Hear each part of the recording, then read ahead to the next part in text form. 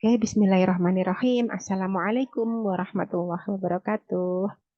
Alhamdulillah ya, kita masih diberikan keistiqomahan sampai detik-detik terakhir.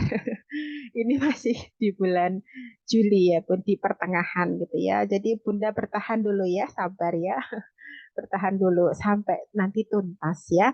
Nah, kali ini yang akan kita bicarakan terkait dengan aktivitas leisure ya. Kalau di jadwal itu saya berikan membuat semacam hiasan dinding atau DIY gitu ya bagi anak-anak yang mungkin agak suka. Tapi saya berikan kali ini saya pilihkan secara spesifik ya, yaitu aktivitas melukis. Nanti boleh dipasang juga di dinding kan lebih lebih apa ya umum ya atau kalau hiasan dinding kan umum ya. Kalau tapi kalau melukis kan juga dipasang dipasang di tembok gitu ya. Boleh juga ya.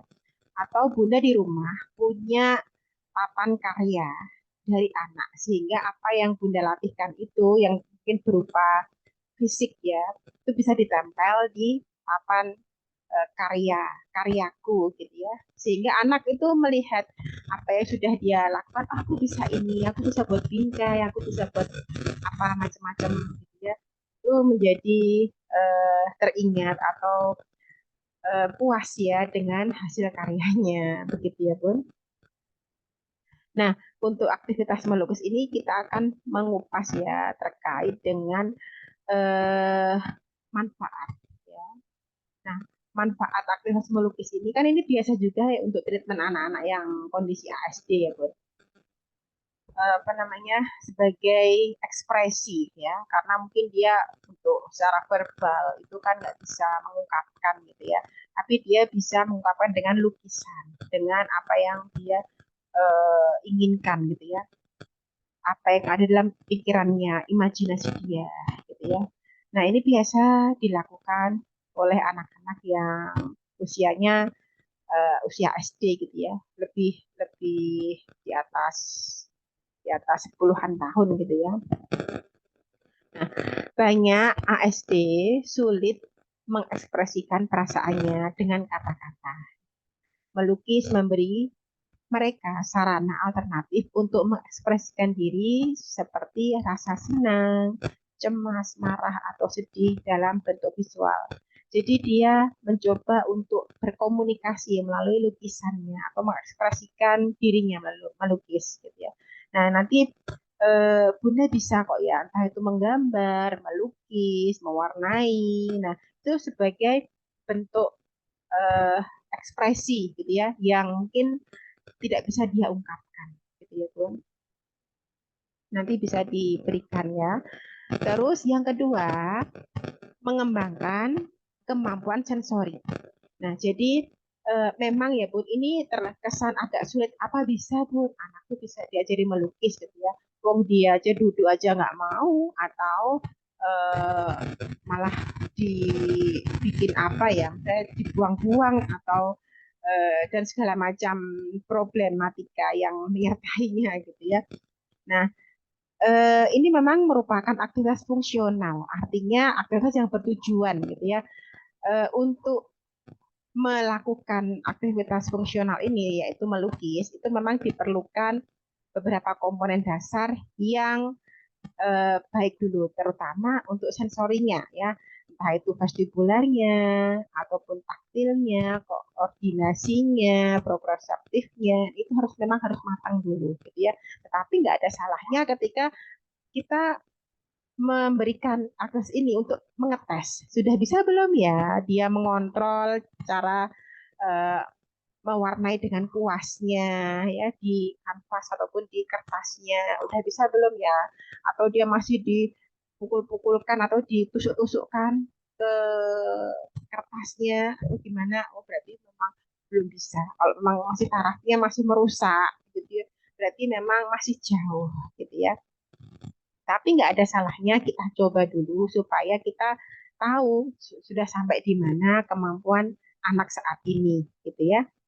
Melukis melibatkan stimulasi multisensori, mulai dari tekstur kuasnya, ya, sebagai stimulasi taktil, warna sebagai stimulasi visualnya, terus sentuhan, ya, sentuhan yaitu catnya sendiri itu lembek, agak agak lembek-lembek gitu ya. Nah itu pun bisa jadi stimulasi taktil ya, kayak semacam lumpur gitu ya. Nah ini membantu anak melatih dan menyesuaikan sistem sensorinya, jadi meregulasi dirinya juga ya, terutama jika mereka memiliki gangguan sensori over ataupun under sensitif ya. Nah, yang benar itu normal, bukan over, bukan under gitu ya. Yang benar itu normal ya. Selanjutnya, manfaat melukis adalah meningkatkan fokus dan konsentrasi ya. Melukis membantu anak berlatih atensi. Nah, nanti ada bahasan khusus terkait dengan atensi atau meningkatkan kemampuan atensi anak ya. Nah, terus meliputi langkah-langkah dan menyelesaikan aktivitas hingga tuntas. Hal ini penting karena banyak anak ASD mengalami kesulitan mempertahankan perhatian dalam jangka waktu yang relatif lama. Gitu ya. Nah, ini menjadi tantangan tersendiri ya, Bun, bagi anak-anak ya. Mungkin ini sudah sering juga ya dibicarakan di kalangan terapis ataupun psikolog ya tentang eh, apa namanya aktivitas yang bisa mengekspresikan atau bisa membantu anak, entah itu dia bermain musik ataupun melukis ataupun aktivitas yang lain yang mereka sarankan ya, mungkin juga sering sudah dibahas juga ya, ini cuma sekedar mengulang ya.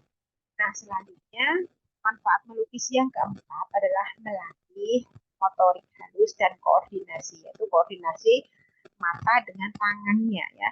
Jadi gerakan menggenggam kuas, menggoreskan cat atau menggambar detail kecil melatih kemampuan motorik halus dan koordinasi mata dengan tangannya.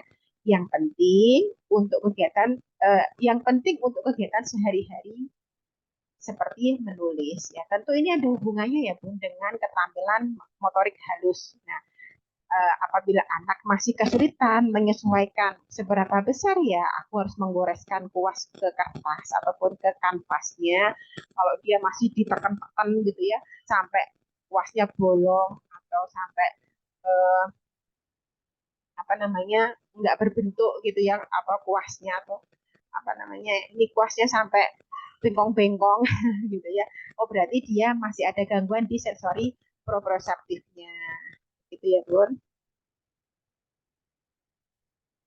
Yeah. Oh iya, kalau hasil duduknya lama, tapi imajinasinya kurang. Nah, bagi yang imajinasinya kurang, boleh pun diberikan apa namanya contoh terlebih dahulu ya. Awalnya memang dia mencontoh, meniru. Kita memberikan gambaran-gambaran ya, memberikan orientasi. Oh, menggambar burung, menggambar bunga, menggambar hewan, gitu ya. Nah, itu memang mungkin awalnya perlu diberikan contoh terlebih dahulu. Dan ini memang eh, perlu dilatih gitu ya. Jadi suatu skill latihan sehingga maka passionnya ya tergantung passionnya anak di mana, kan nggak bisa ya Pur semuanya kita ajarkan pada anak. Keterampilan-keterampilan yang saya berikan di sini kan nggak semuanya diajarkan anak ya, memang secara bertahap gitu ya. Dan memilih secara spesifik ya, kira-kira passion anakku ini di apa ya gitu ya, olahraga kah, atau dia melukis kah, atau dia bermain musik kah, atau dia uh, aktivitas yang lain, apa yang kira bertanam ataupun apapun skill yang lain gitu ya. Nah itu bisa dipilih salah satu aja. Pun ini dia suka uh, memelihara ikan contohnya. Berarti ya untuk aktivitas melukis nggak perlu terlalu ditekankan, gitu ya. Boleh sesekali diajari, tetapi tidak ditekankan, gitu ya. Oh masih begitu, tapi di sisi lain dia unggul, gitu ya. Nah itu memang perlu kita berikan apresiasi. Jadi tidak semuanya kita memaksa anak atau kita menekankan pada anak untuk bisa. Tapi nggak ada masalah kalau itu sebagai latihan gitu ya Bun. Nggak apa-apa Bun ya. Nanti bisa dipilih salah satunya gitu ya. Selanjutnya eh, membuka interaksi sosial. Aktivitas melukis bersama teman atau dalam kelompok terapi bisa menjadi jembatan untuk berinteraksi sosial yang lebih natural, ya, seperti berbagi alat melukis, saling memberi komentar, atau meniru gambar teman. Nah, jadi eh, dia tentu akan tengok kanan, tengok kiri, nggak ada masalah. Itu sebagai interaksi sosial ya. Apalagi kalau di sekolah ya, satu meja temennya ya melukis apa ikut-ikutan, gitu ya, nggak apa-apa. Nanti saling koreksi. Kamu kok kayak gini sih? Ya, harusnya kayak gini. Nah, itu sebagai bentuk dari eh, koreksi, bentuk dari interaksi sosial ya, yang natural gitu. Mungkin ada kelas melukis sendiri juga ada. Nah, selanjutnya meningkatkan rasa percaya diri. Ketika anak selesai membuat karya seni, mereka bisa merasa bangga dan dihargai. Ini membantu membangun self esteem, kepercayaan diri ya, terutama jika hasil karyanya diberikan apresiasi oleh orang lain atau diakui oleh temannya. Wah, milik kamu bagus ya, milik kamu bagus ya. Nah, itu anak akan suka, apalagi gurunya yang memuji gitu ya. Wah, bagus banget milik kamu, tepuk tangan gitu ya. Apalagi ditunjukkan di hadapan teman-temannya. Nah, dia akan merasa puas gitu ya. Meningkatkan rasa percaya diri. Nah, selanjutnya membantu meregulasi diri dan relaksasi ya. Aktivitas melukis bersifat menenangkan ya. Anak ASD yang rentan terhadap stres atau meltdown bisa merasa lebih tenang saat mencurahkan energi mereka ke kegiatan visual dan berulang. Jadi ada nih yang ikut di homeschooling juga, sukanya itu mewarnai atau menggambar ya. Jadi kemana-mana beli krayon atau beli pewarna ya. Kemana-mana, di mana-mana menggambar, menggambar, nggak apa-apa gitu ya. Sudah punya krayon, beli krayon lagi.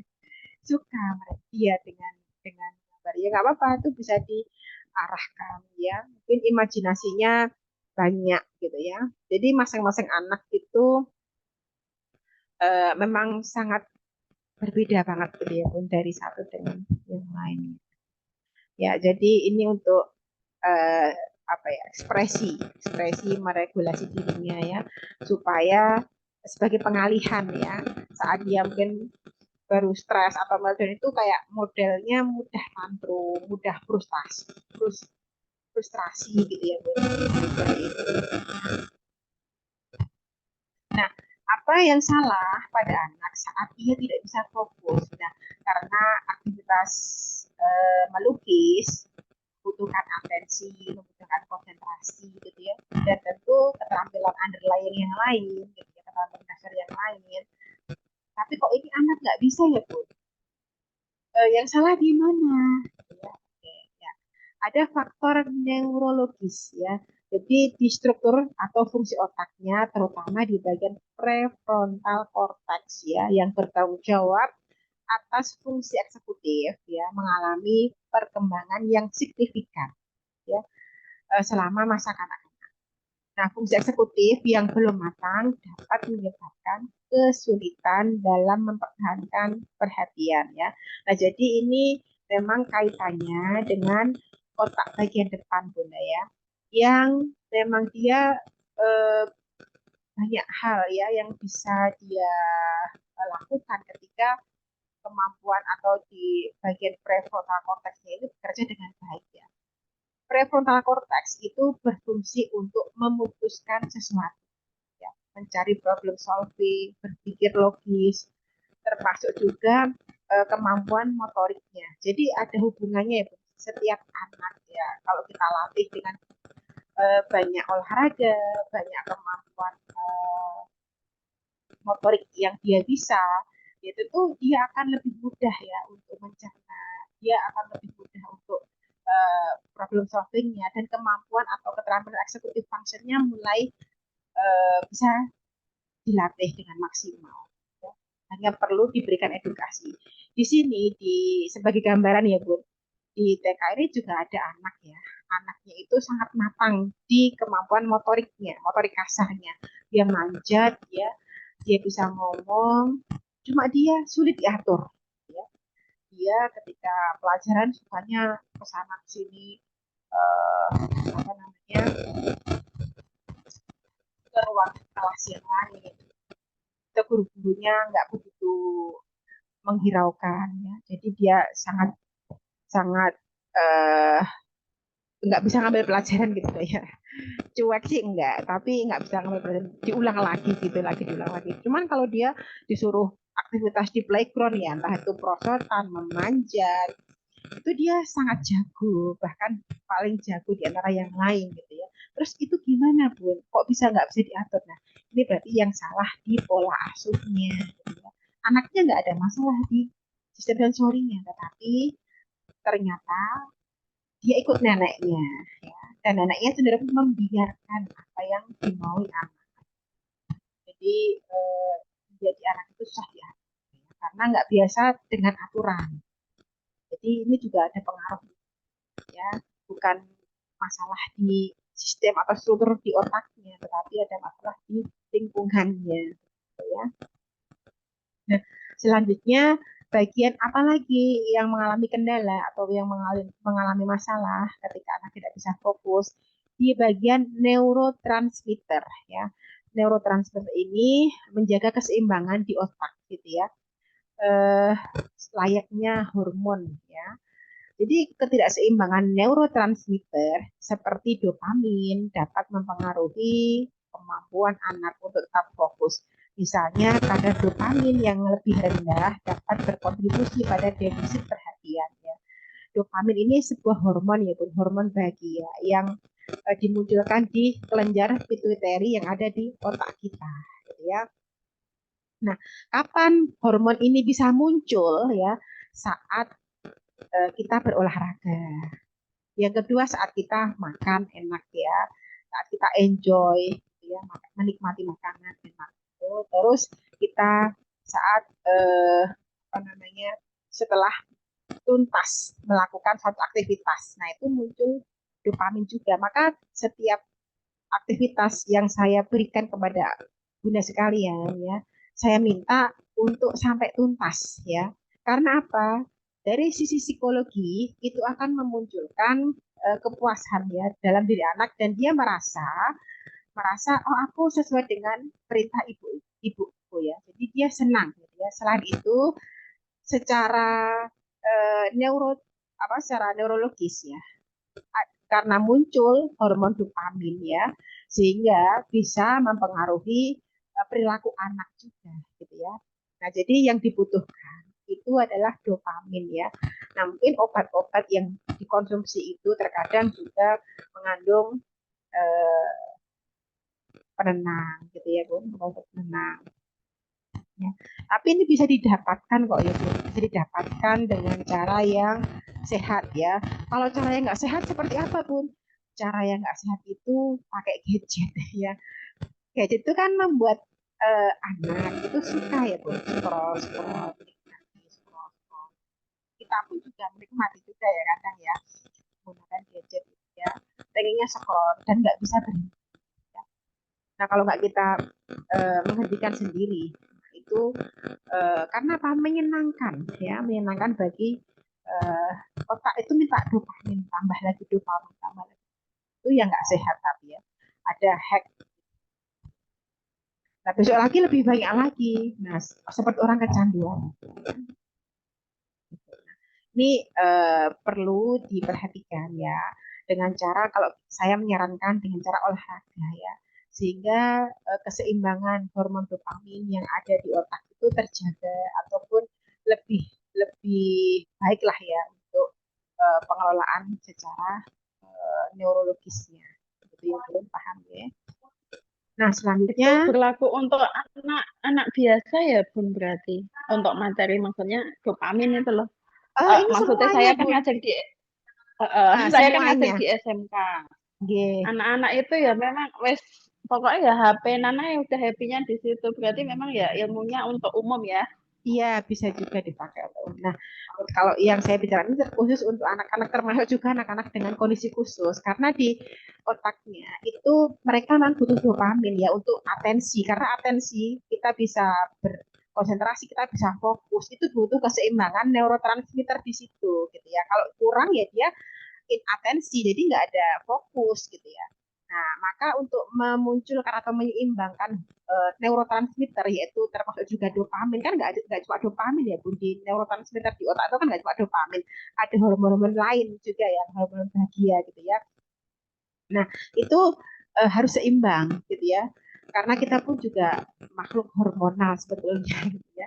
Sehingga harus dijaga. Nah, caranya menjaga itu dengan cara yang sehat loh ya. Yang sehat itu diantaranya dengan eh, olahraga ya. Itu kelenjar pituitari kita yang memunculkan hormon dopamin itu akan aktif gitu ya.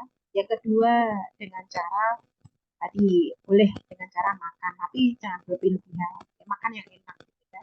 Salah satunya juga seperti itu. Ataupun hiking juga bisa, terus aktivitas eh, apa ya, saya pernah kok ya membaca itu saya agak lupa gitu.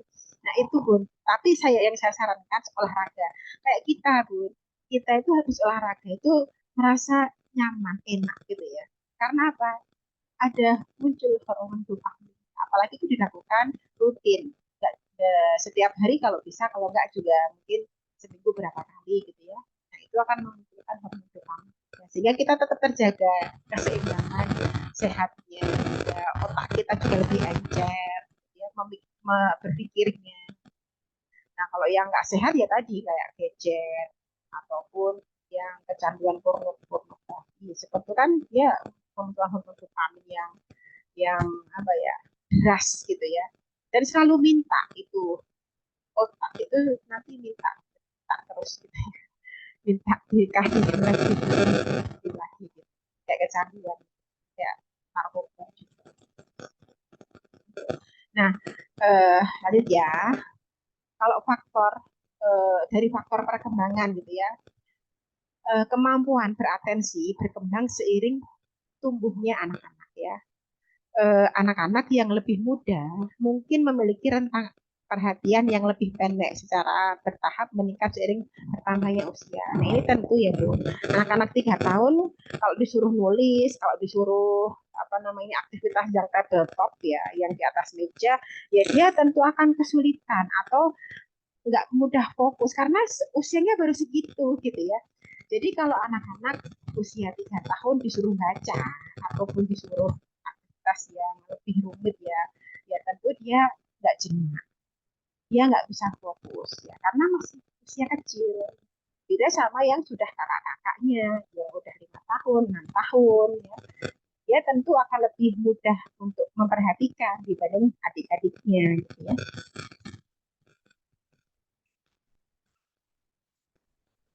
Selanjutnya fungsi eksekutif ya. Jadi eh, mengembangkan fungsi eksekutif eh, seperti memori ya dan kontrol ya. Secara langsung mempengaruhi kemampuan anak untuk memperhatikan dan impuls. Nah, jadi ini kenapa anak kok nggak bisa fokus? Nah, karena fungsi eksekutifnya nggak jalan dengan baik ya. Fungsi eksekutif kembali lagi ke prefrontal cortex tadi yang bagian depan Bu ya, di ubun-ubun gitu ya, itu tempatnya prefrontal cortex, kotak bagian depannya. Nah, itu kan juga untuk fungsi eksekutif juga ya. Selanjutnya dari faktor lingkungan ya. Jadi rangsangan ya, terutama yang rangsangan. Kenapa anak bisa fokus ya? Kalau tempatnya crowded, tempatnya gaduh, ya otomatis anak nggak bisa fokus ya. Dia akan mudah terganggu ya, terhambat untuk fokus. Ya, karena bising, tempatnya bising. Nah, terus tingkat kebisingannya tadi yang sudah ya, mudah terdistraksi sehingga anak nggak bisa konsentrasi juga ya. Itu lingkungannya. Nah, terus dari faktor psikologi ya, emosional. Jadi anak itu mungkin sedang perasaannya sedih atau perasaannya takut. Jadi tergantung dari emosinya. Dulu ada nih ya, apa namanya, orang tua yang curhat gitu ya, yang curhat ke saya terkait dengan terapi anaknya di profesi lain ya, karena di daerahnya itu tidak ada okupasi terapis ataupun eh, apa layanan terapi yang pas ya, sehingga profesi lain itu merangkap untuk terapi anak-anak dengan kebutuhan khusus seperti ini. Dan karena ketidaktahuan ya, karena bukan faknya ya, tapi diambil alih oleh eh, si profesi itu gitu ya. Saya diberikan videonya, anaknya itu sampai ketakutan gitu ya, sampai stres. Kadang dia ngantuk-ngantuk pun juga dipaksa untuk meronce. Ya Allah ya, kalau saya melihatnya itu kasihan banget sama anaknya ya. Saya minta sudah aja Bu, nggak usah dilanjutkan di terapi dulu di rumah gitu ya. Tetapi karena itu eh, masih ada hubungan teman gitu ya, akhirnya ya nggak enak kalau di stop gitu ya. Ya dia monggo aja gitu ya. Cuman anak belajar di bawah tekanan, ya tentu dia akan nggak efektif ya. Coba kalau kita ditekan ya Bu, ditekan ya, tentu kita nggak bisa berpikir gitu ya, apalagi anak-anak ya, di bawah tekanan kita marahin, misalkan anak kita marah-marahin terus, ayo ini tambah ini berapa. Hmm, dia di bawah tekanan kita, ya dia sulit untuk berpikir gitu ya. Karena nggak happy ya, sehingga dia sulit untuk fokus juga seperti itu ya. Nah terus motivasi, nah anak yang dia punya karat, istilahnya punya niat dari dalam hati, tentu akan lebih fokus dibandingkan anak yang kita paksa atau belajarnya disuruh sama orang tuanya. Nah, itu motivasi itu memang eh, kita bangun ya, tidak bisa serta merta anak dapatkan, tetapi perlu kita bangun, kita berikan gambaran mungkin ya, atau kita berikan apa namanya, hadiah-hadiah kalau dia di usia di bawah 5 tahun, karena proses berpikirnya masih konkret ya. Kalau aku ngerjakan ini aku dapat ini gitu ya. Kalau aku nurut sama orang tua atau bisa mengerjakan sampai tuntas, itu akan dapat hadiah ini. Nah, itu baru berpikirnya baru tahap konkret gitu ya. Belum seperti anak yang besar ya, yang bisa berpikir lebih dewasa atau lebih abstrak gitu. Nah, ini motivasi ini tergantung dari usianya ya, Bu. Kalau yang udah besar bisa kita berikan gambaran atau kita berikan nasihat-nasihat ya, untuk mungkin kalau yang punya anak udah remaja atau besar gitu ya, diberikan gambar-gambaran, kalau kamu nggak mau belajar sekarang, tuanya seperti ini loh, seperti yang gak susah dalam hidupnya gitu ya. Mungkin gitu bisa juga ya, tergantung. Nah, faktor yang memperparah kemampuan fokus pada kondisi anak, kalau yang kita bicarakan tadi secara umum ya Bu, secara umum yang membuat anak itu bisa fokus itu diantaranya ada beberapa faktor yang mempengaruhi gitu ya. Nah sekarang terkhusus ya, kenapa anak nggak bisa fokus ya, karena ada gangguan penyerta lain gitu ya. Contohnya seperti apa? Ada learning disability. Jadi dia memang dia ada kesulitan atau tidak mampu untuk belajar, alias IQ-nya itu rendah gitu ya. IQ-nya jongkok gitu ya. Mungkin seperti mental retardasi, keterbelakangan mental itu, kalau dipaksa-paksa untuk berpikir ya dia akan sulit juga. Maka diberikan skill, ya. Tetap diberikan pembelajaran, tetapi yang sudah dia lakukan, gitu, ya. Yang bisa bagi anak itu apa yang kita berikan. Kan? Selanjutnya, learning disorder. Jadi ada gangguan belajar. Mungkin ada disleksia ataupun disgrafia. Nah, itu juga termasuk dari learning disorder. Itu bisa kita optimalkan ya. Bisa kita optimalkan untuk lebih baik lagi. Meskipun sulit, tetapi dengan kita memberikan banyak stimulasi, insya Allah akan bisa bisa dia dia mampu ya. Selain itu, kontrol postural yang buruk ini juga akan memperparah kondisi fokus.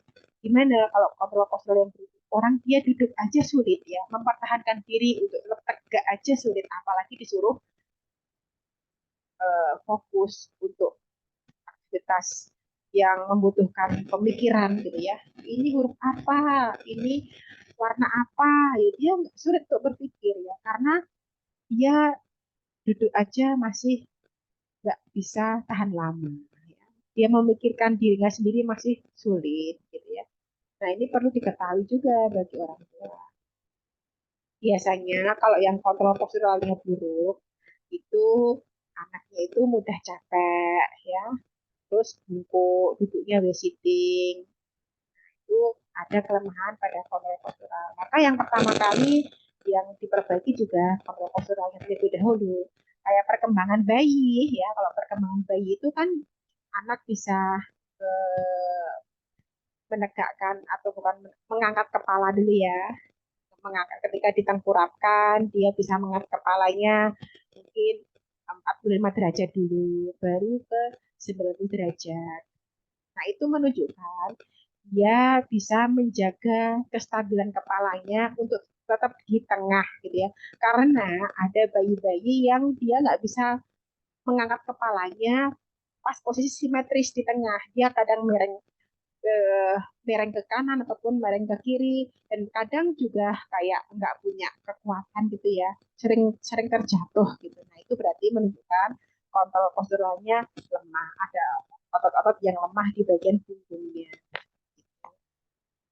Ya, dan itu akan berpengaruh juga tentunya terhadap tumbuh kembang selanjutnya. Nah, dia nggak bisa berguling atau tidak, kalau di ya bahasa Jawa dia nggak senyum dan lain sebagainya.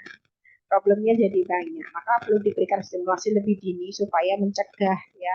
Sebenarnya mengurangi lah ya gejala-gejala yang akan muncul. Selanjutnya hipersensitif. Nah ini juga eh, bisa memperparah ya untuk tidak untuk bisa fokus. Gitu. Begitu melihat sesuatu dia langsung penasaran ya. Dia ada hipersensitif terhadap gerakan ataupun visualnya. Jadi begitu melihat gerakan tertentu sedikit aja dia langsung terganggu, pengen tahu, terus bergerak ke sana gitu ya. Atau mendengar suara sedikit aja terus dia uh, pengen melihat sumber suara itu atau mendengarnya suara. Jadi nggak bisa mengabaikan. Ya. Oh, ada suara vacuum cleaner atau ada suara mesin pemotong rumput di sekolah, dia sedang belajar atau menulis, dia nggak bisa mengabaikan suara itu. Ya. Jadi yang dia lakukan tuh menaruh pensilnya ataupun meninggalkan tempat duduknya terus mengejar si atau melihat si vacuum cleaner itu gitu ya. Nah, harusnya kan kalau dia fungsi eksekutifnya bagus gitu ya, dia mengabaikan aku harus menyelesaikan tugasku dulu sampai selesai gitu ya. Nah, itu ada regulasi emosi di situ, regulasi diri di situ. Jadi dia tidak mudah terdistraksi. Dia paham apa yang harus aku lakukan dan yang tidak harus aku lakukan. Dia bisa bisa mengontrol dirinya dengan sepenuhnya. Itu artinya fungsi eksekutifnya berjalan dengan baik. Selanjutnya memori yang kurang. Nah ini bagian juga dari kemampuan kognitif ya. Artinya mungkin anak-anak yang masih ada gangguan sensori, ya dia akan kesulitan ya untuk mengingat, untuk merecall kembali apa yang sudah dia dapatkan informasi. Nah, terus fungsi eksekutif yang buruk, nah, tadi sudah saya singgung, terus anak juga mudah tantrum dan sulit meregulasi dirinya, ya. Nah, ini dapat memperburuk kondisi atau uh, atensinya, ya. Terus alat-alat yang dipakai untuk meningkatkan fokus apa? Nah, ini sudah sering ya Bu saya berikan juga. Kalau misalkan anak masih di bawah 5 tahun, ya bisa menggunakan jempol, terus bisa menggunakan trampolin dengan gerakan-gerakan tertentu gitu ya, gerakan-gerakan yang kita desain supaya menstimulasi sensorinya ya, entah itu proprioceptif dan taktilnya ini, bolanya ini sangat bermanfaat ya untuk anak. Bisa juga kita menggunakan trampolin ya, atau bisa bermain plastisin. Ini semua bisa meningkatkan fokus anak. Ya. Jadi mungkin di awal ya, atau di luar sana gitu ya, banyak dijumpai orang tua ketika mendapati anaknya nggak bisa fokus. Untuk latihan fokus apa gitu ya? Latihan fokus mungkin yang mereka lakukan bermain puzzle gitu ya, meronje, menyusun balok, menyendok mainan untuk ditaruh di tempatnya yang lain gitu ya. Nah, itu tidak ada salah, tidak 100% salah, tetapi yang perlu diberikan pertama kali memang harus tahapannya terlebih dahulu ya, yang perlu diperhatikan ya. Dia nggak bisa fokus, itu suatu keterampilan yang tinggi dalam piramida belajar itu kan tinggi gitu ya Bu. Nah maka fokus ini bisa membaik kalau keterampilan dasarnya atau keterampilan sebelumnya harus diperbaiki dulu. Maka mulai dari dasar perbaikan sensori, perbaikan motoriknya, baru dia bisa fokus. Nah, jadi untuk alat-alat ini kayak untuk perbaikan sistem sensoriknya terlebih dahulu, juga perkembangan motoriknya. Nanti lambat laun anak akan menunjukkan kemampuannya ya secara otomatis ya, sesuai dengan kemampuan masing-masing ya. Selanjutnya, nah untuk meningkatkan kemampuan fokus atau atensi yang perlu diperbaiki dan dasarnya ya, ini sedikit sambil juga mengulang ya Bu, pelajaran di awal dulu kita mau homeschooling ya, mulai dari sistem sensorinya kita perbaiki ya. Kenapa tuh ini kok anakku masih seperti ini ya? Ya berarti kan prosesnya masih lama, prosesnya lama. Karena prosesnya lama, eh, seiring dengan bertambahnya usia, kita diberikan stimulasi yang tepat, dan mudah-mudahan ada perubahan ya. Mungkin tidak hanya terapi mandiri aja, tetapi juga kita profesional yang ada di sekitar kita. Kalaupun tidak memungkinkan ya dimaksimalkan latihan di rumah. Mulai dari taktilnya, vestibularnya, proprioceptifnya, ya, nah, terus penciuman, visual, pendengaran, dan pengecap. Itu semua harus diperbaiki. Caranya gimana Bun? Ini sudah saya berikan ya Bun di tahap-tahap awal, termasuk juga latihan-latihannya. Dan kemarin juga sudah saya share terkait dengan tugas-tugas yang di awal dulu gitu ya. Dan nanti monggo silahkan dilatihkan kembali. Selanjutnya, setelah kita perbaiki perkembangan sensorinya, lanjut ke perkembangan sensori motornya, ya, motorik sensorinya. Nah, di antara keterampilan sensori motor itu adalah keamanan postur atau stabilitas dari postur tubuh kita. Jadi kita tidak mudah jatuh, tapi lebih stabil saat beraktivitas. Entah itu posisinya miring kanan, miring kiri, nggak mudah jatuh, gitu ya. Nah, karena anak-anak yang dijumpai kok, Bun, kok anakku mudah jatuh ya? Terus kalau lari itu tiba-tiba jatuh sendiri, padahal nggak ada apa-apa, nggak sambung juga enggak. Itu kok jatuh sendiri? Mungkin bisa diteliti lebih lanjut ya. Apakah ada gangguan yang lain juga yang menyertainya? Terus kesadaran tubuh ya, jadi koordinasi bilateral ya, uh, atau uh, body awareness ya. Jadi si anak ini aware ya dengan apa yang terjadi dalam tubuhnya, apa yang terjadi pada nah itu dia mendapatkan sentuhan atau dia dipanggil atau dia ya yang terkait dengan tubuhnya, dia sadar sehingga dia bisa menanggapi lingkungannya ya. Lingkungan itu kan berupa stimulus ya, entah itu orang yang memanggil atau mungkin ada bahaya, itu pun juga bagian dari lingkungannya. Nah, kita meresponnya seperti apa? Oh, kalau ada mau nyebrang, ada motor ya, itu kan bahaya. Maka kita sebagai apa ya istilahnya manusia yang bisa memproses apa yang kita lihat, kita proses, terus kita bisa mengeksekusi atau menentukan, aku lanjut menyeberang atau diam dulu ya. Nah, itu kan bagian dari hasil dari proses atau input visual ya, yang masuk terus kita proses dan kita tentukan kita mau lanjut atau enggak gitu ya. Nah, itu kita bisa menanggapi dengan baik ya. Tapi kalau untuk anak-anak yang ada gangguan sensori atau ada yang eh, apa namanya istilahnya itu eh, under under responsif ya, artinya ambang pekanya itu sangat rendah gitu ya, sehingga dia nggak aware dengan lingkungannya, entah itu dia berjalan di aspal tanpa alas dia nggak kerasa panas, atau dia manjat pohon sampai tinggi atau manjat pagar sampai tinggi dia nggak ada takut gitu ya, atau dia jatuh sampai berdarah dia nggak nangis karena apa, dia nggak merasakan ya, dalam tubuhnya nggak bisa merasakan ini bahaya atau enggak, itu berarti awareness-nya belum terbangun, dia tipe yang under responsif dan itu harus kita berikan treatment, masuk yang itu under responsif ataupun hiper ya, sensitif ya, itu sama-sama mengalami gangguan pada sistem sensorinya. Ya, treatmentnya bagaimana ya? Ya treatmentnya kita sesuaikan ya dengan masing-masing anaknya. Ya. Terus perencanaan motoriknya, kegiatan kompleks. Jadi motor planning. Ya.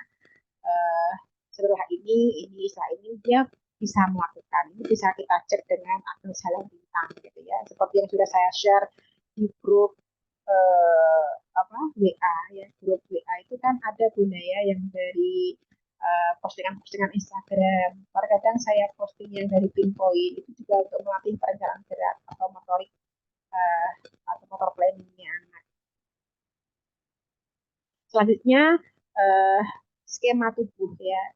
Jadi dia memahami struktur tubuhnya atau paham aku punya dua tangan kanan kiri, aku punya dua jempol yang bisa aku gerakkan, aku punya dua mata, rambut ya, dan segala macam yang ada dalam tubuhnya, pada tubuhnya itu dia bisa memahami. Maka ketika kita di TK gitu ya, di TK banyak banyak guru-guru itu mengenalkan tubuhnya dulu, mengenalkan eh, apa namanya tentang tubuhnya, entah itu masak dengan nyanyian-nyanyian dan lain sebagainya. Itu juga bisa memberikan kesadaran pada anak. Terus kematangan refleks ya. Jadi refleksnya itu sudah terintegrasi, sudah matang ya. Karena perkembangan anak itu memang dimulai dari refleks primitif ya. Nah, ini cikal bakal ya, anak jadi tumbuh dan berkembang itu dari refleks primitif. Nah, kemungkinan kalau ada anak yang mengalami gangguan tumbuh kembang, itu ada refleks-refleks primitif yang belum matang. Sehingga harus diintegrasikan ya menjadi gerak sadar ya. Karena gerak refleks ini kan gerak nggak sadar ya Bu. Jadi gerak refleks kayak misalkan kita kita jatuh gitu ya, otomatis tangan kita kan menahannya. Kan kita nggak bisa uh, memikirkan atau berpikir dulu, oh ini aku harus kelamaan gitu ya. Itu refleks ya, gerak refleks harus menahan tubuh kita untuk kepalanya itu tetap di atas dan nggak jatuh gitu ya, nggak jatuh sampai kepalanya di bawah atau terbentur gitu ya, itu gerak refleks. Nah, tapi untuk anak-anak yang dia masih ada gangguan ya dalam gerak refleksnya, artinya uh, gerak sadar itu sulit dia lakukan. Padahal dia harus dituntut sudah menggunakan gerak sadar. Kalau kita menggerakkan tangan kita kemana ke sini, itu kan eh, diatur oleh otak kita. Kita mau memencet tombol, kita mau menulis, kita mau aktivitas berpakaian, itu kan gerak disadari. Ya, kita bisa menggerakkan tangan secara leluasa. Nah, tapi kalau masih ada gerak refleks, ya otomatis nggak jadi karena geraknya itu nggak sadar gitu ya. Nah, maka untuk anak-anak yang mungkin masih ada gangguan sensori, banyak refleks primitifnya yang belum terintegrasi menjadi gerak sadar. Sehingga harus diintegrasikan dulu ya. Integrasinya dengan apa? Cara mengintegrasinya dengan metode latihan sensori integrasi gitu. Selanjutnya kemampuan untuk menyaring input, jadi screening input gitu ya. Seperti tadi aku mendengar suara motor, aku harus mengabaikan atau menanggapi ya, atau aku datang gitu ya, mungkin itu suara motornya ayah atau ibu yang dia biasa kenal gitu ya, tetapi dia sedang mengerjakan tugas gitu ya, sebentar lagi selesai. Nah, dia si anak ini eh, aku harus ke situ atau ke sini ya, itu pilihan bagi anak ya. Kalau dia memang ada pesannya, selesaikan dulu ya, jadi dia menyelesaikan dulu baru dia ketemu sama orang tua. Ya, itu contohnya. Kalau kita mendengar anak kita contohnya batuk-batuk gitu ya. Nah, mungkin kita sedang saat itu sedang berada di dapur masak ya. Kita mendengar ya, itu kan input dari pendengaran kita ya, masuk di telinga kita berupa sinyal suara ya. Nah, kita masih, oh itu dia si anak batuk. Aku enggak nyamperin atau aku mengabaikan, itu kan tergantung kita. Tapi kalau sudah mulai, loh batuknya kok nggak berhenti berhenti, kok tambah muntah gitu ya. Nah itu otomatis kan kita berpikir, oh memang aku harus datang. Berarti itu kan suatu proses pemikiran ya. Tak abaikan, aku abaikan, atau aku eh, tanggapi gitu ya. Nah itu kan bagian dari integrasi sensori yang matang. Nah, selanjutnya komponen pengembangan motorik atau perceptual skill ya. Dari koordinasi mata tangannya udah bagus, gerakan okulomotornya. Jadi mata ini sudah luas pandangnya itu udah baik ya. Jadi dia bisa menggerakkan apa namanya sesuai dengan kebutuhan ya. Dia tahu ada bahaya di sekelilingnya, meskipun dia melihat ke depan, tapi dia tahu bagian samping-sampingnya atau di sekitaran dirinya, karena matanya atau luas pandangnya sudah sudah baik lah ya. Terus menyesuaikan posturnya ya, dia bisa menyesuaikan postur tubuh untuk tetap stabil. Dia juga bisa uh, berbahasa ya, atau berkomunikasi. Terus dia juga bisa uh, persepsinya dari, oh ini kok ada yang bolong ya, terus kemana ya, dia bisa memikirkan itu. Misalkan dikasih puzzle ya, oh dia nunjuk ini yang bolong kemana, oh ada yang ganjil ya ini ya. Nah, dia merasa ada nggak beres, nah itu dia udah aware gitu ya. Kok merasa ada yang kurang ya, nah dia apa yang kurang, dia nyari terus melengkapi apa yang kurang itu dengan baik. Nah itu namanya visualisasi. Terus pusat perhatian atau dia atensi ya, dia punya atensi yang baik terhadap aktivitasnya, mampu mengerjakan sampai tuntas gitu ya. Nah terus paling atas nih ya, paling atas yaitu keterampilan kognitif ya, atau academic learning ya. Nah di situ ada aktivitas sehari-hari, jadi anak itu udah mulai bisa mengerjakan aktivitas sehari-harinya, perilakunya juga sudah mulai mau diatur ya. Nah ini juga bagian dari pola asuh yang kita berikan pada anak itu. Jadi tidak semata-mata mengandalkan anak aja ya, tetapi perlu kita bentuk juga ya. Terus pembelajaran akademik ya. Jadi dia sudah mulai siap belajar. Itu ya Bun. Nah sebagai penutup ya, intervensi integrasi sensori atau sensori integrasi terutama dengan kaitannya dengan sensasi vestibular ya, meningkatkan nilai akademik pada anak ya dengan gangguan belajar.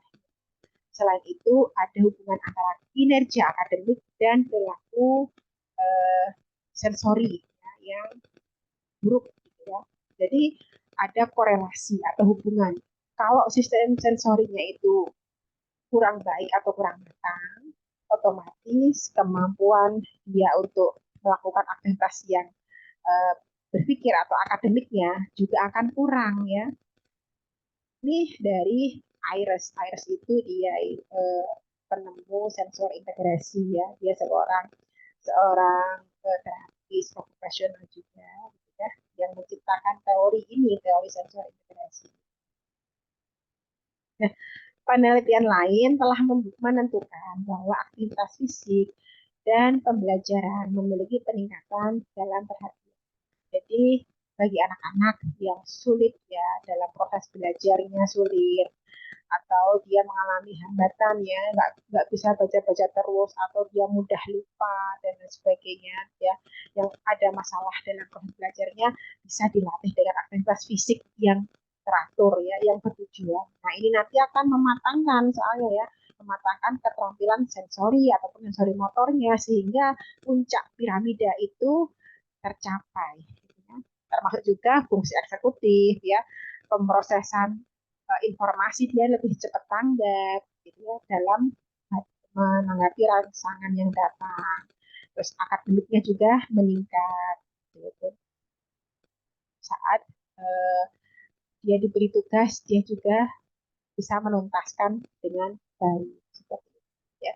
Jadi sering saya pesankan ya Bun untuk para bunda sekalian latihan secara kontinu ya, terutama untuk membangun fondasi dasarnya itu uh, ditekankan gitu ya supaya ada perubahan ya ada progres karena insya Allah ilmunya sudah terpercaya dan sudah dibuktikan asal kita memberikannya secara tepat maka fungsinya store tugas itu untuk mengukur kalau udah bisa berarti dinaikkan level kesulitannya ya jangan eh, monoton juga gitu ya atau dinaikkan level kesulitannya atau diganti aktivitas yang tujuannya sama gitu ya karena ada banyak banget ya aktivitas untuk stimulasi vestibular aja udah ada sekian puluh aktivitas ya yang bisa dikerjakan di rumah proprioseptif juga sama ya ada puluhan aktivitas yang bisa dikerjakan di rumah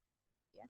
Dan itu tidak harus satu aja ya meskipun fungsinya memang sama ya, tetapi kita bisa ganti aktivitas lain supaya anak nggak bosan. Seperti itu. Iya, Bun. Nah, untuk tugasnya masih sama ya, masih sama fokus pada aktivitas learning, aktivitas leisure time ya, yang kemarin sudah kita tentukan, ditambah aktivitas tugas yang kemarin saya share. Sudah pada ngerjakan belum ngecek ya, ngecek anak-anaknya dari saya nggak ada yang tahu kita sama sekali nih. Gimana Bun? Ada yang mau tanyakan?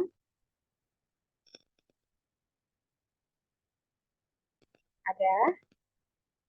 Bun mau Itu? tanya, Oh iya, silahkan, Iya. silahkan.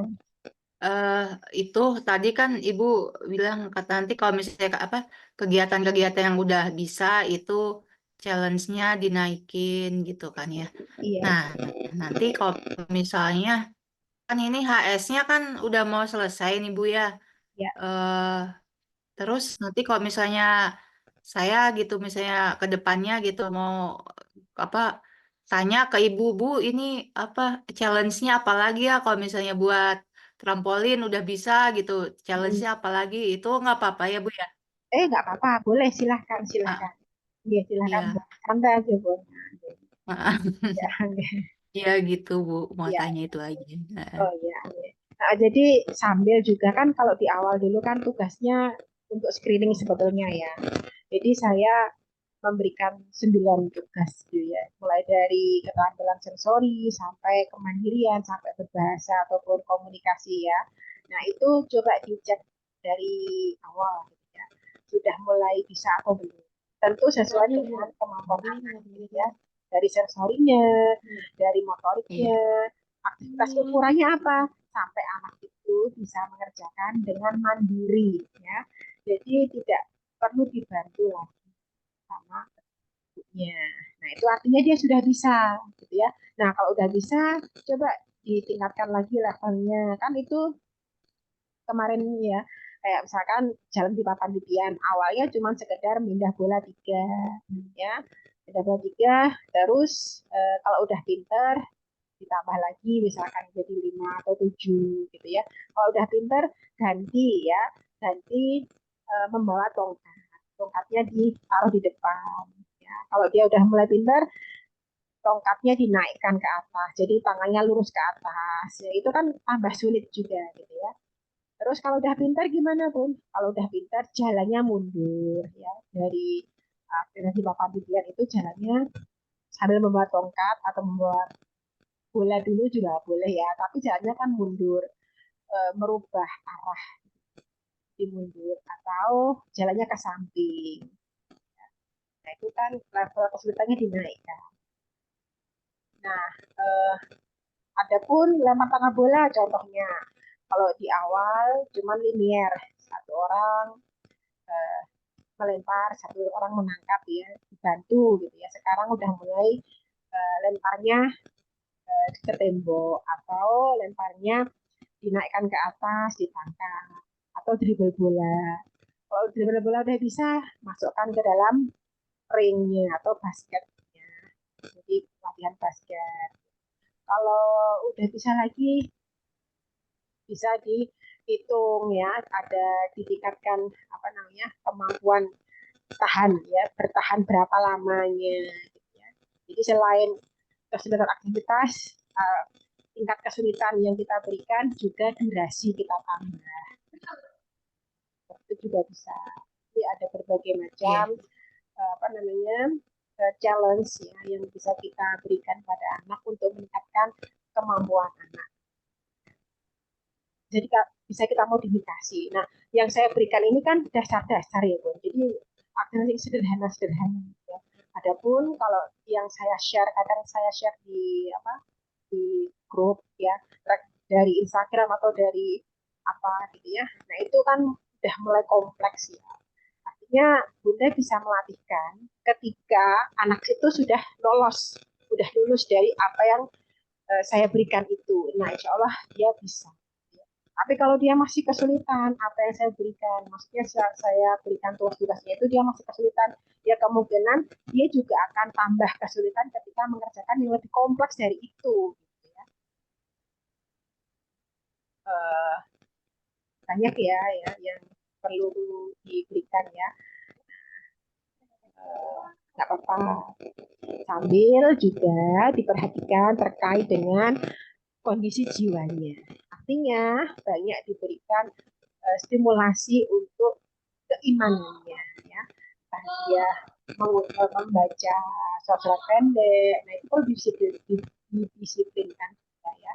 Banyak kita ajari doa, kita doakan dia, itu kan support mental juga ya. Support mental tidak hanya usaha secara fisik aja, tetapi kita juga minta sama Allah diberikan apa namanya kepahaman ya kepada si anak juga diberikan stimulasi dari jiwanya juga ya. Kenalkan Tuhan di awal-awal dulu kita. Pun maaf tanya dikit. Ya silahkan tuh. Itu tadi yang disampaikan aktivitas melukis. Kalau melukis kan mungkin pakai cat yang disebutkan Pak. Beda sama menggambar ya. Kalau Firmas kan suka menggambar tapi monoton. Gambar pelangi 7, ada Abi, Umi, Uti, dan kayak gitu terus. Tempel itu.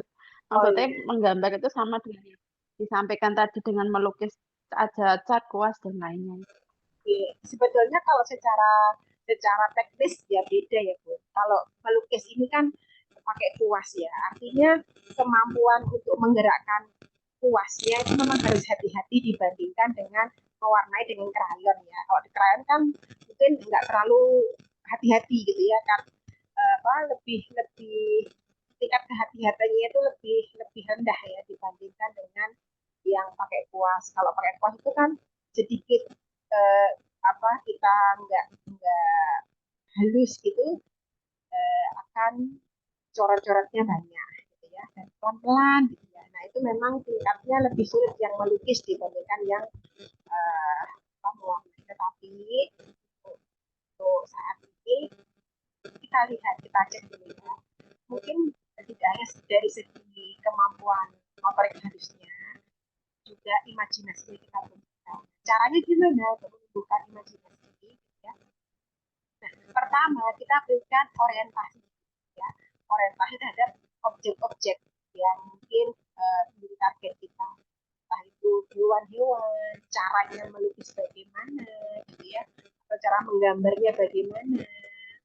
Nah, kita perlu mengajarinya. Ya. Anak juga akan sulit kalau sebelumnya belum pernah menggambar, apalagi anak-anak gitu ya, dia akan sulit ya. Maka perlu kita berikan orientasi. Caranya gini, dengan lingkaran dulu, dikasih apa. Mungkin tahap awal menggambar lebih aman dibandingkan melukis. Kalau melukis cukup memberi warna aja, tidak dari awal membuat objek gitu ya, Bu. Jadi boleh, Bu. Nah, untuk tadi menumbuhkan imajinasi, pertama memang harus diberikan orientasi dulu ya, Bu, objek-objeknya kita jelaskan ya. Kemarin yang saya berikan apa namanya e-book ya, yang saya share juga di mana grup ya, di grup Telegram kan saya share ya terkait dengan hewan-hewan. Itu salah satu contoh untuk memberikan orientasi pada anak ya. Meskipun itu untuk belajar membaca gitu ya. Tetapi bisa juga untuk contoh ya, untuk memberikan banyak orientasi kepada anak ya, terkait dengan objek-objek tertentu. Karena imajinasi ini suatu hal yang tinggi ya, kompleks gitu ya, tidak bisa simpel, ya. Kalau misalkan gambar pelangi terus gitu ya, itu kan karena kurangnya referensi. Nah, perlu kita berikan referensi pelan-pelan. Objek-objeknya kita kenalkan, entah itu hewan, entah itu tumbuhan lain gitu ya, atau matahari, objek-objek yang bisa digambar oleh anak. Itu proses gitu. Pertama ya kita gambar matahari aja. Mungkin pelanginya juga diikutkan juga nggak apa-apa di tahap awal, tapi ditambah objek-objek lain seperti awan, hujan, danau, terus pohon, matahari. Nah itu bisa kita masukkan sehingga anak punya orientasi. Oh ternyata nggak cuma pelangi aja, gitu ya. Ada yang lain yang bisa aku. Gitu ya. Oke, ada lagi. Ya, ini untuk Hafizah masih banyak kesulitan gitu dalam latihan. Nah, nggak apa-apa pun di-share aja ya. Yang masih kesulitan di mana, Bunda jangan malu ya untuk berkonsultasi ataupun share ya tugas-tugas yang sudah Bunda latihkan ya, supaya nanti ada masukan dari store tugas atau dari pertanyaan itu nanti akan berkembang masalahnya ya ke anak masing-masing gitu ya, sesuai dengan kondisi anaknya. Kalau Bunda misalkan nggak banyak bertanya atau tidak setor tugas, terkadang saya juga menganggapnya oh udah jalan latihannya, nggak ada masalah kan gitu, karena nggak ada masukan data nggak ada masuk, sehingga saya nggak bisa menentukan apa-apa ya. Nah maka silahkan monggo yang di menjadi kesulitan itu di mana, misalkan untuk papan titian masih sulit ya Bu, papan titian enggak ya. Halo, halo. Oh Mas Toh, nggak bisa. Oke, bisa chat mungkin. Oh nggak aktif ya. Oh, ya sudah. Nggak apa-apa Bun. Nanti silahkan Bunda laporkan yang menjadi kesulitan di mana untuk menyupport anak itu seperti apa dan progres yang sudah kelihatan itu apa aja gitu ya. Nah itu sebenarnya perlu kita tulis juga ya, nggak cuma sekedar kesulitan aja, tapi progresnya supaya apa? Supaya kita bersyukur, oh ternyata anakku udah bisa ini, udah bisa itu. Ya. Kalau kita, jadi kita nggak merasa, oh aku selama ini ngapain ya. Nah, kan kelihatan anaknya sudah mulai berprogres. Itu artinya Bunda bekerja ya. Jadi ada hasilnya. Ada hasil yang bisa kita anak rasakan gitu. Meskipun sekecil apapun. Nah, kadang juga apa namanya perlu diapresiasi orang tuanya ya. Nah, kemarin tuh Bunda Diana ya yang kemarin ikut homeschooling ya. Ikut homeschooling kemarin tuh. Insya Allah untuk homeschooling yang akan datang itu mau ikut lagi. Karena apa? Karena anaknya nggak mau terapi di klinik gitu ya. Artinya dia anak itu maunya terapi sama ibunya. Jadi ibunya ikut gabung lagi insya Allah rencananya begitu ya. Jadi ada anak-anak ini yang tidak cocok juga ya. Meskipun ditangani dengan oleh profesional gitu ya. Tapi terbiasa kalau terbiasa dengan ibunya sehingga lebih efektif mungkin ya dengan orang tuanya. Meskipun orang tuanya juga agak stres juga ya karena melihat anaknya kadang kok nggak bisa-bisa ya. Nah ini tolong jangan dijadikan beban ya Bun, jadikan kita switch gitu ya ke pikiran kita, dijadikan ladang pahala. Ini ladang pahala. Nah mudah-mudahan dari situ kita nggak terlalu apa sedih ya, nggak terlalu sedih kalau anaknya belum menunjukkan progres yang sesuai yang kita harapkan. Kita sudah maksimal kok ya, insya Allah ya. Nah, progresnya komunikasi dua arahnya sudah ada, sudah mau jawab jika ditanya dan bisa bertanya. Nah itu udah progres. Alhamdulillah itu juga kontribusi Bunda juga loh ya. Ya. Nah itu udah bagus ya, Bunda sudah selama ini udah memberikan latihan terbaik untuk putra putrinya ya. Mudah-mudahan nanti ke depan bisa lebih baik. Oke, mungkin ada yang mau disampaikan lagi sebelum diakhiri. Oh iya, iya, iya. Walau susahnya di luar biasa. Ya. Iya. Di tempat terapi belum diapa-apa sudah histeris. Oh iya, ya, berarti anak itu uh, apa ya, mungkin punya trauma tersendiri ya. Ya, apa-apa. Namanya anak-anak itu kan memang terkadang kalau sudah lekat sama orang tuanya itu nggak mau ditinggal. Tapi ya tetap kita latih ya, tetap kita latih untuk sosialisasi. Jangan sampai nanti semuanya tergantung dengan kita. Maka eh, kita manfaatkan ya kelekatan itu untuk melatih dia ya. Kan dia nurut ya. Mudah-mudahan dengan kedekatan ya, dengan anak itu anak lebih nurut dengan kita.